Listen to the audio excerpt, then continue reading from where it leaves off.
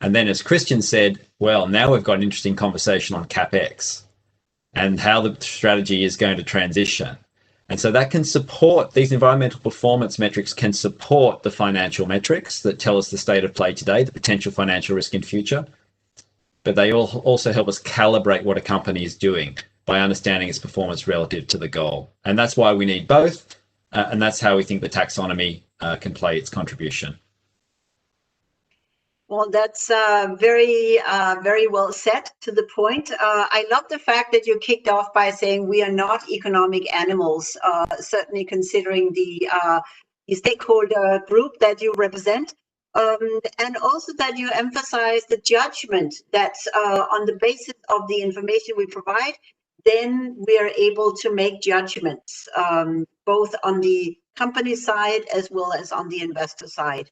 And I think maybe just also to remind the audience here that when we are talking about the top-down budgeting on carbon, then of course we are starting with something where we have, at least as you say, Nathan, we do have a price on carbon. We don't really have, beyond what the insurance companies do, prices on the lives of human beings. So that's a different one. But let me then invite Janine to come back into the discussion, because it's no secret that you represent an organization, SASB, that believes that sector-specific approaches are the most useful or most effective to go ahead with that. What are your considerations about setting and tracking progress towards carbon reduction targets and goals from a sector perspective vis-a-vis a more generic approach? Yeah, so this conversation is so interesting to me, because if we think about it, Christian's talking about management decision making and how to make better management decisions, and Tom's talking about external reporting and transparency, and Nathan's talking about the taxonomy and the ability to track progress towards goals.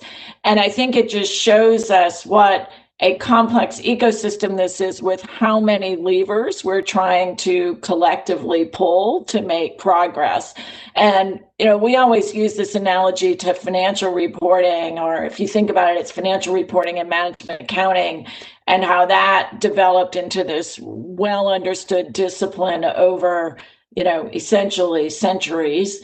And we need to accelerate and have this whole sustainability space evolve into a well understood discipline in a much more rapid timeline. And so it's just so interesting to me to listen to all of you and think about, we often talk about how do we move from alphabet soup to coherent system, and how do we move towards some coherent system that ties all this stuff together in much more rapid progress. So I'll talk a little bit about SASB's piece of that system, which is we set standards for disclosure by companies to their investors, and those standards are industry specific. And the reason we believe that industry specific is the way to go is we believe the sustainability topics that are most relevant to financial performance vary by industry.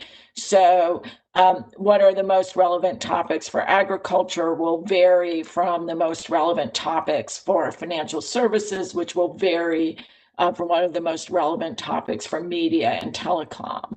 So our standards are industry specific.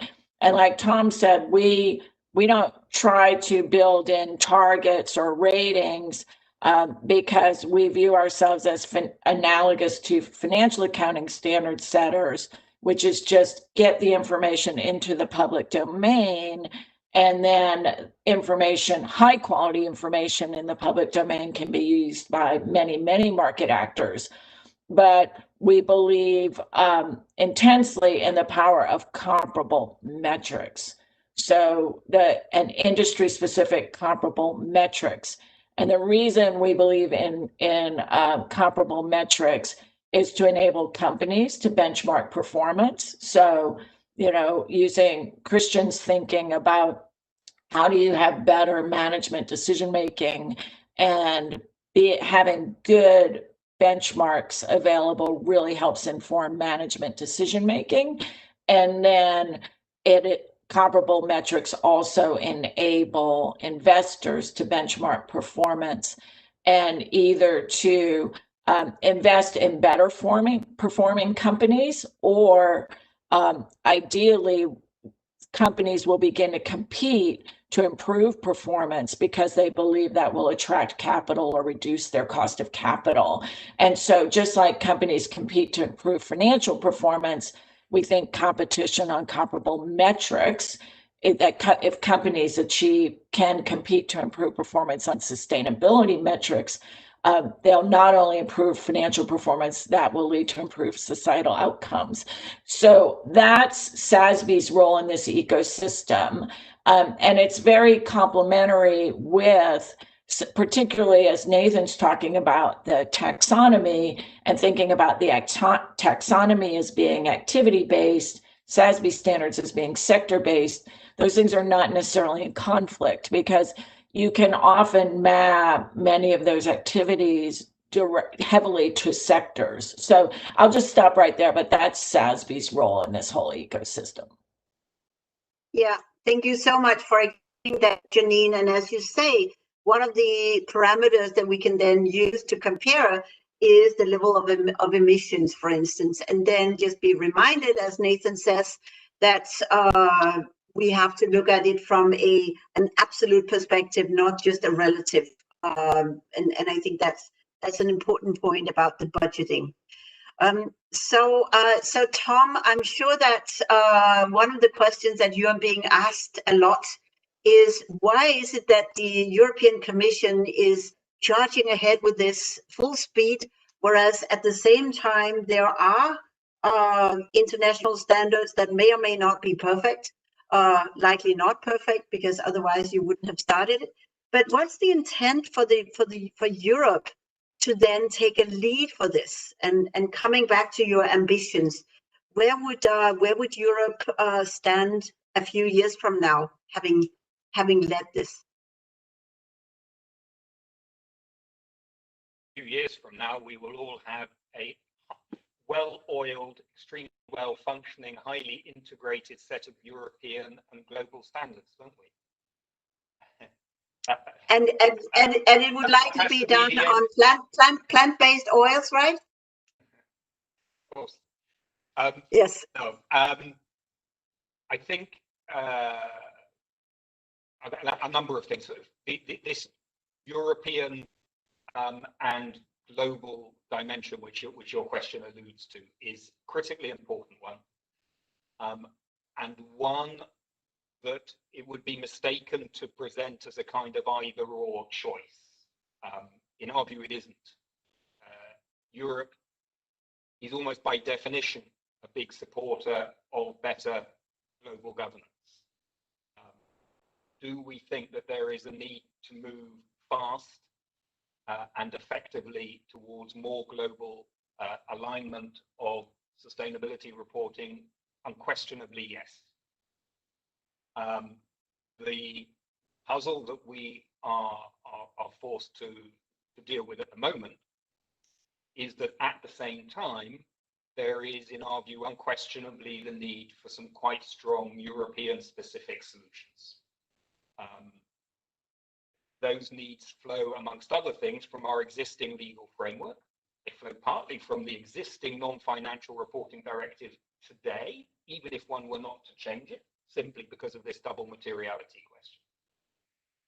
They flow also from the specificities that arise from the taxonomy regulation and the sustainable finance disclosure regulation, and we think, although it's not sure, possible future EU legislation that will require environmental and human rights due diligence on companies. And all of those things inescapably have quite a significant impact on the information that companies are going to have to disclose. And we have to be consistent with that. We also, and it's part of the same thought process really, is we need solutions fast. Investors, or as we call them legally, financial market participants, beyond investors, including people giving advice, but they very soon will be subject to the quite specific disclosure requirements of the Sustainable Finance Disclosure Regulation. Not unreasonably, they are turning around to the European Union saying, thank you for putting these new disclosure requirements on us. It's very challenging for us to meet these requirements if we don't have adequate and aligned information from investee companies. So we need to move faster than we think is going to be possible or reasonable to expect from a global process. So as I've said, it's not either global or European, it is global and European. And it's going to need a lot of footwork and a lot of listening and a lot of engagement between different people and organizations to make sure that this can happen effectively. Thank you very much. Nathan, a response to that? This is going to make your lives much easier. Yeah, I think Tom made a couple of very important points, and investors do want global solutions. Global investors want global solutions, not surprisingly. And on the enterprise value side, we want a global outcome. There's no question. We recognize the leadership and the innovation and the speed that's happening in Europe. And we also think that Europe has got the sustainability performance side right as being a key part of the puzzle. When it comes to the enterprise value side informed by financial metrics, clearly we need this solved on a global basis. And so wearing my PRI hat, I encourage Tom and colleagues every day in Europe to say, let's think about how this is all going to connect in the end when we get to the end game. I suppose the last comment is, it strikes me that an interesting thing about the SASB framework with its sector focus is that the taxonomy also has effectively a sector focus. And I'm thinking after this session, I might just go and draw a little map for myself and think about how closely the systems are aligning up, just so we can try and understand that the level of similarity in the underlying metrics that are being used for different purposes. We know that there are some differences, but I think I'll bet there's also some similarities. And so to me, this is the kind of work we need to do. When Tom says we need to listen and think about that global end state, that's the kind of work I think we need to do to make sure we're heading down the right path. So thanks, Suzanne. Well, and maybe that leads me to ask a question of you, Christian. So you mentioned better decision making. Can you give an example of how one or several of the companies in the Value Balancing Alliance are making better informed decisions that drive a better business for you? Yeah, so happy to do so. And coming back to a couple of points, what was mentioned, especially by Nathan and by Tom as well. So when you're thinking about decision-making processes, and you're just looking from the corporate lens, and therefore I think monetization is a really good tool. For sure, Nathan, yes, it's not everything should be monetized or should have a price. But to integrate it into decision-making for corporates is the easiest way to do, because you can directly compare the financial performance. So when we're looking, for example, at a CapEx decision, it makes a huge difference if you're building up a new, let's say, production plant for automotives in the middle of an industrial park in China compared to the rainforest in Brazil or an industrial complex somewhere in Europe. And what we try to understand within the VBA, taking a complete picture as much as possible, and here the connectivity of social, environmental, human, and financial aspects comes into account, because it's totally different if you're emitting air pollutions, for example, in a city or in the middle of nowhere. And this is what we're trying really to think about and to assess from a geographical point of view, but also from a technology point of view. What are the best technologies? What are the best regions to invest in? And this really needs to go across not just the environmental topics, but also the social and human aspects and financial aspects. Thank you. We have a question from the participants, and as if we don't have enough initiatives here on the panel, the question goes, has the EU considered the Harvard initiative of impact-weighted accounts to financial reports on externalities, that reflects a company's financial, social, environmental performance impacts that drive or should drive investors and banks? And if not, why? So I guess that question is for you, Tom.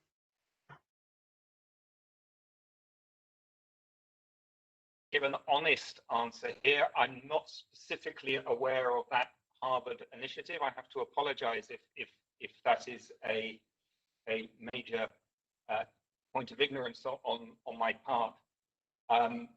More broadly, though, I think that links, at least judging by the title of the initiative, that links to the kind of work that Christian is referring to with the Value Balancing Alliance.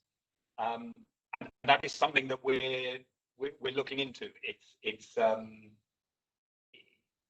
how far one might go with those kinds of concepts when developing reporting standards, I think is an open question. It's one of the many conversations that we have ongoing at the moment. Right. Something that I think is unlikely to be resolved from day one of a standard. It is going to be a question of building up practice and methodologies over a number of years.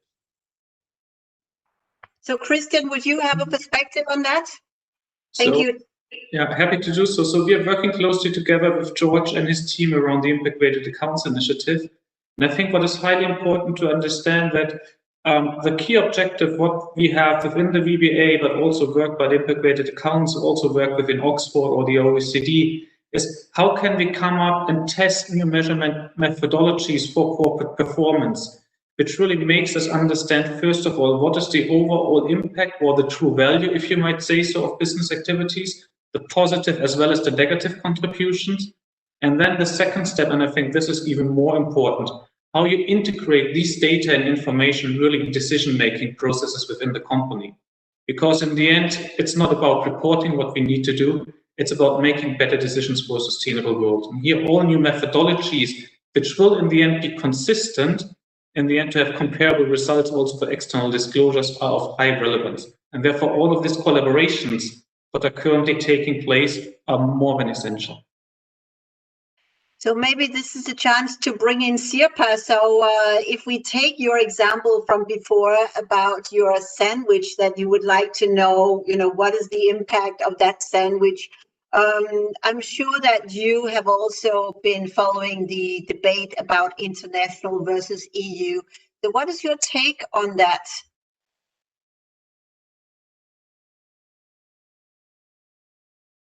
Well, I'm not familiar enough about the impact-weighted accounts that I could give a detailed. I was thinking more about but I think that there yes. might be a lot of to be gained from this aspect. Then a couple of comments what in general what you asked, and that goes to this kind of aligning EU and international perspective. First of all, I do not see that much of a big difference between the taxonomy and sector-specific reporting. As Nathan said, this is something that needs to be just checked. But one thing very important what Nathan said, and this is when you do these sector-specific reporting systems, you have to be sure that you have the absolute point of a reference, what is the science-based, and how do you do it in sector-specific reporting. And in the IFRS, you have sort of a general line too, but you have a different account schemes depending in what industry you work in. So could that kind of an approach work here too? Then I have a comment about monetarizing. I'm a bit of a double opinion on this. It's very effective guidance for the companies, yes, that is the good point. But then, as we know from especially natural capital accounting, if there's too much pressure and there's too high demand, then you actually might build your steel refinery or your car manufacturing site on the middle of the forest, rainforest, if that is still profitable for you. So there needs to be the legislation, but I'm a bit cautious about the monetarizing. Then one point what I would like to have your reference And this goes to triple and double materiality. This was debated in the parliament. And Tom, I don't know how much actually the Commission has thought about this, but if you are very careful, actually, there's 3 layers. The first is, of course, the economic and technological. The second is the impact, direct impact on your companies. Okay, the forest fires, you do not get the wood industry. This is direct impact within 10 or 20 years. But if we have an existential threat of a climate change, and if the UNDRR says the costs after 15 years, if we go on this path, would be tenfold the corona costs, none of us are going to have any kind of business or economy that is viable on that sense. So the third level actually would be that, because this is not, we are not talking about 2100 or 2200, this very extremely long time pass. We are talking about 10 and 20 or 30 years. That is very viable term of investment. And then you either destroy the planet or you save it. So you could, the third level is this kind of a direct consequence. If you invest your money in something that increases the CO2 emissions, or do not stay on the path of the budgets, or destroy the biodiversity, you are directly destroying your own business, and that is a warning sign to give any lending or put any investment in your companies if you happen to be XX company in, let's say, in oil drilling side. And this needs to be sort of a more detailed, but this is something that sort of solves the in quotes long-term challenge that I personally think needs definitely to be there, not only this kind of a direct impact on my business.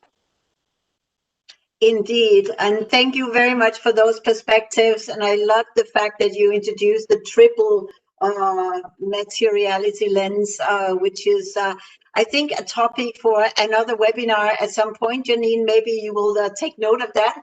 I realize we are running short of time, and that relieves you from answering the question that I had wanted to do, namely to ask you, what is your wish for Christmas this year? But maybe I can leave that to Janine, and then you can wrap up. So Janine, we would like to know, what is your hardest Christmas wish this year?